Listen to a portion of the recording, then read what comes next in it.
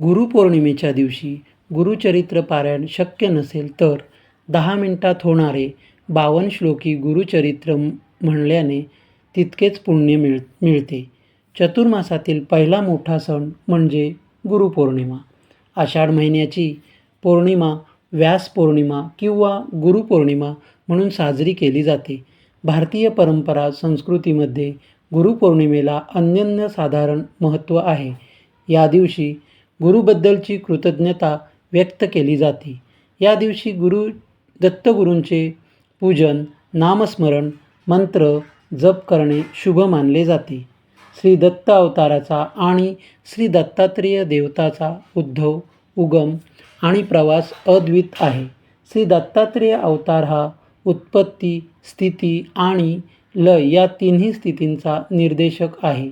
निर्गुण आणि निराकार अशा ब्रह्मतत्वाची अनुभूती जो करून देतो तो गुरु.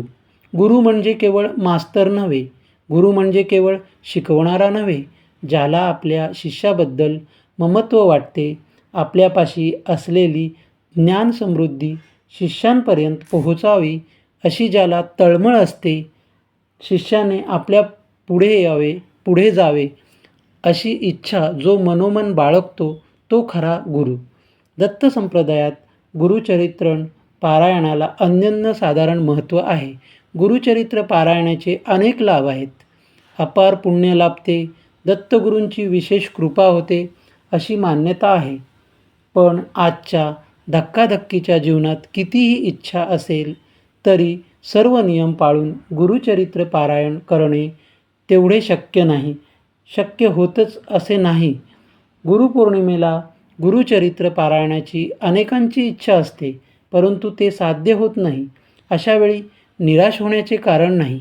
यावर सर्वोत्तम उपाय म्हणजे 52 श्लोकी गुरुचरित्र. श्री दत्त साहित्य 52 श्लोकी गुरुचरित्रास फार महत्त्व आहे. संपूर्ण गुरुचरित्राचे महत्त्वाचे सार यात दिलेले आहे.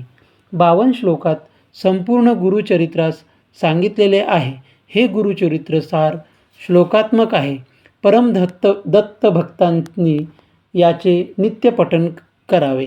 किमान गुरुवार आणि पौर्णिमेला एकदा पठण करावे.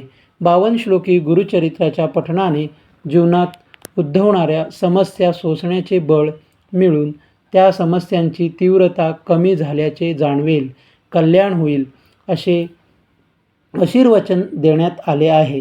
मित्रांनो, गुरुपौर्णिमेबद्दल दिलेली माहिती तुम्हाला कशी वाटली?